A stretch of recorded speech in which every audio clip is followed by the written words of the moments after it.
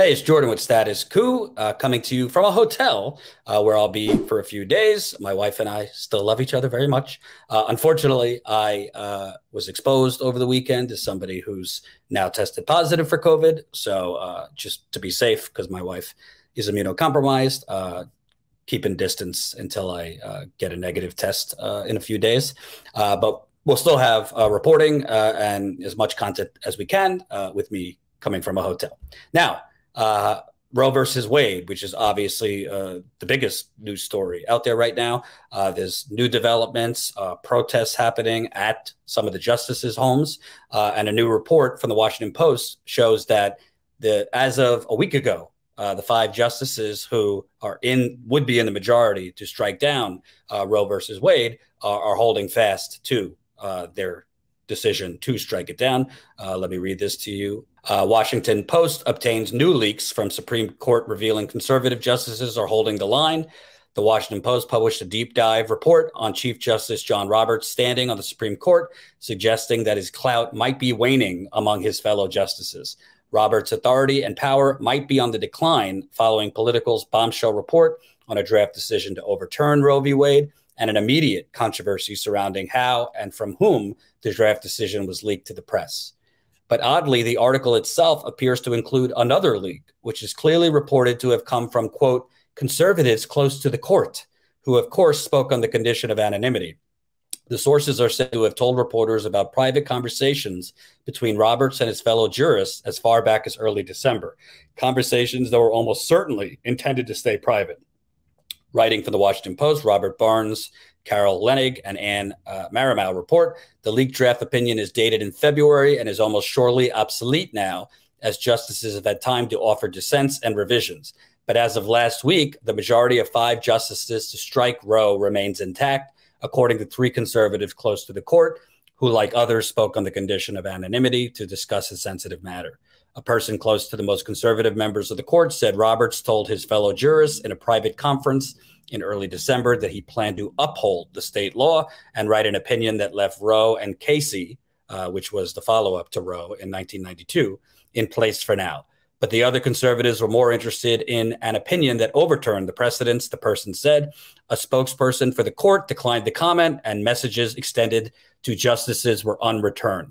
So basically, as of a week ago, when this news came out, these five justices, you're talking Alito, Kavanaugh, Gorsuch, Coney Barrett, and Clarence Thomas, are still holding firm to overturning. And the Democratic Party, Biden and other Democrats, are basically doing lickety-split to actually fight this. And I'll get into what they could do to fight it. But I wanted to show you because there's honestly a lot of protests going on.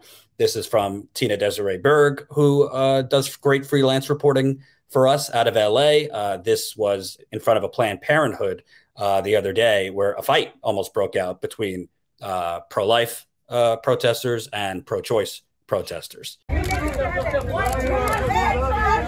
a Christian? Are you a Christian? Totally not. Obviously not. Obviously not. Obviously not. Yeah, obviously not. You guys are going to go straight to hell unless you repent. We don't want you to go to hell. We want you to have everlasting life. We want you to have everlasting life. We don't want you to go to hell.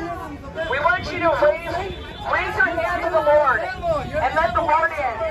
We want the Lord in. Let the Lord in, guys. Let God in. Don't believe in government. Don't believe in big pharma. Don't believe in your woke teachers, your woke professors. We want you to believe the truth.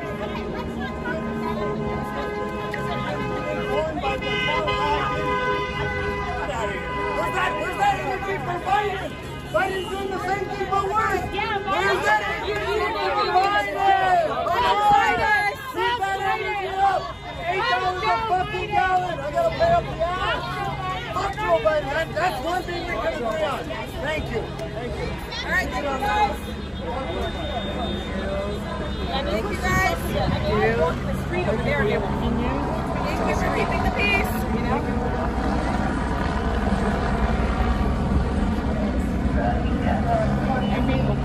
Then you have Tina got footage of Benjamin Patino, a Proud Boy, who was also there. And he at this protest, and he was also a part of an attack on the local city hall in LA in September. Let's take a look. Like I'm being said right now. Look at how many guys are all. I didn't threaten you. I'm asking you a very question. That sounds like a. Why did you attack me on August 14th? How about you go jerk off in the alley? I have a question for you, sir. What are you doing? My nose or Mr. Patino. Mr. Patino. Yes, sir. Hey, I'm trying to have a fucking discussion. Shut the hell up. Hey, I'm sorry. Hey, really quick. Fuck you. Sorry, buddy. Sorry. Really quick. An Englishman telling an American how to have manners.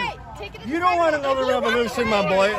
I'm trying to have a discussion with this man. They don't want to have dialect. That's it. That's it. They don't want to have dialect. I try to answer. No, I'm not going to the alley with you.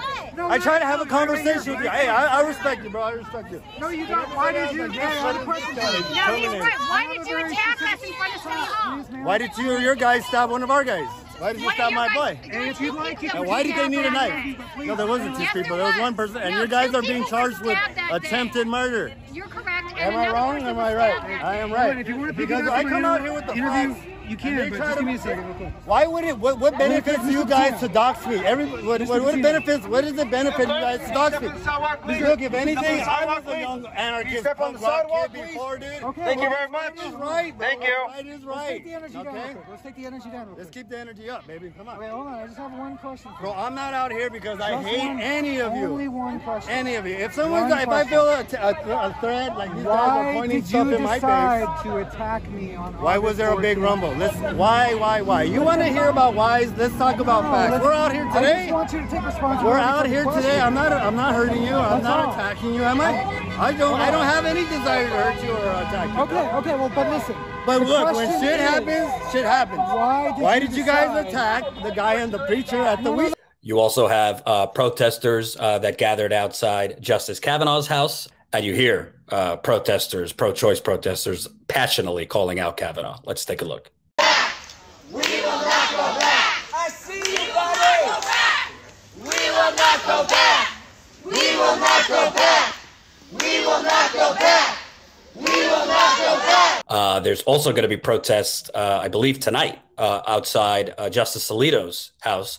He is in the majority. He issued the majority opinion in this draft leak. Now, all of this going on, Kavanaugh's house having protests. I believe Gorsuch's house had protests. Now Alito's house is going to have protests. You have protests all over the country, LA, New York City, DC, and many other places. Democratic Party's response, you just can't make this up. You just can't make it up. Jen Psaki, the outgoing press secretary for Biden, who's about to get a cushy MSNBC job, POTUS strongly believes in the constitutional right to protest, but they should never include violence, threats, or vandalism. Judges perform an incredibly important function in our society, and they must be able to do their jobs without concern for their personal safety. Well, first of all, civility politics and civility police can go away because we're well past civility. And frankly, to Jen Psaki, I would say, you want to avoid violence? It's a pretty violent act for mostly old white Christian fundamentalists and their handmaid tales allies like Amy Coney Barrett to basically be threatening the lives of millions of women by taking away their reproductive health rights. That's pretty violent and clearly a threat. I'm not a woman, but I can see it straight that's pretty violent what the Supreme Court is about to do. Also, when the Supreme Court justices are crowing about their right to privacy and not having protests outside their home, well, what about females' right to privacy, to make decisions with their own doctor and within their own lives about their reproductive rights? So it seems like these old white men and their allies in Amy Coney Barrett and Clarence Thomas and their army of allies in the Christian fundamentalist movement and the pro-life movement, they seem to care very much about privacy for the justices, not for the women. So obviously hypocrisy is the starting coffee in the morning for most of these lunatic zealots. I respect if you are pro-life, totally fair. I don't respect if you are trying to impose your religious views on women who don't share those views. And there is supposed to be separation of church and state in this country. Apparently, that only applies when it's something that Republicans favor.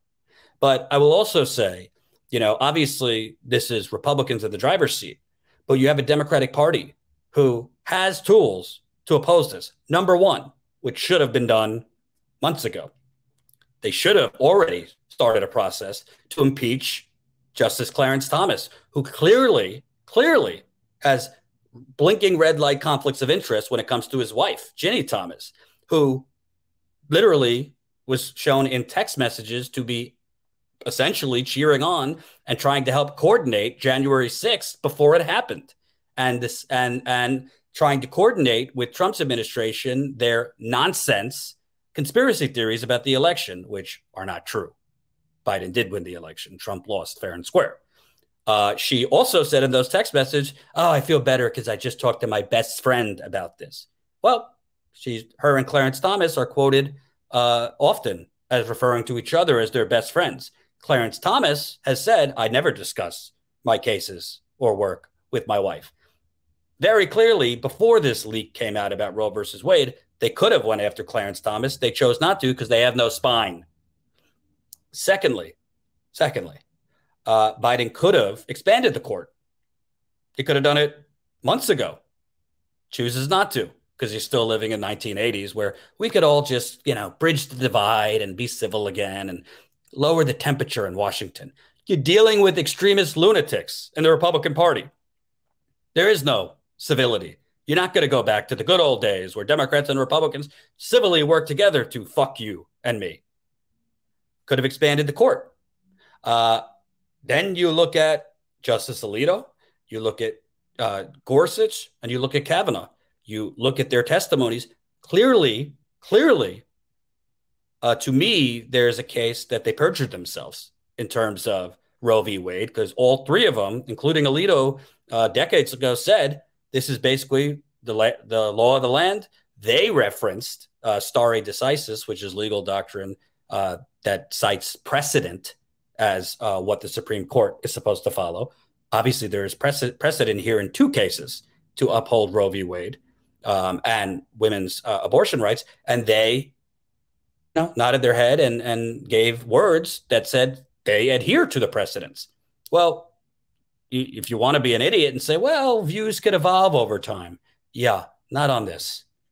And it's not supposed to be their views and opinions that set law or make Supreme Court decisions. It's supposed to be based on the law, not their beliefs, their ideology, or whatever church they go to.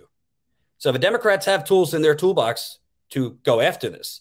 They also could get rid of the filibuster. Biden apparently would not do that, even if it created the cure for cancer. So I got news for you. And new polling shows this Roe v. Wade, although the Democrats think it will save them, polling shows this still will not save the Democratic Party. And the economy and inflation is still the number one issue people are going to be voting on in November. And these polls come after this leak came out. So, as of now, it doesn't seem like any of these five justices are moving. To me, maybe Kavanaugh or Gorsuch might be the ones to flip with Roberts to preserve Roe v. Wade, but I find that hard to believe. To me, the Clarence Thomas, clear conflicts of interest and borderline impeachable offenses due to his relationship with his wife and his wife's political activism that might have influenced Thomas's decision, specifically on Trump and the election. Go after him for impeachment, and you definitely should be looking into perjury for any one of these three who clearly perjured themselves during their Supreme Court nomination hearings. Thank you for watching. Make sure to sign up for our text list, statuscoup.com/text, so you'll get a text message when we're live. And make sure to support us as a member, statuscoup.com/join. You can become a member for as low as $5 to $10 a month. Thanks for watching, and make sure to tune in to Status Coup's daily live stream Monday through Thursday at 5 o'clock Eastern Time and Fridays at 4 o'clock Eastern Time.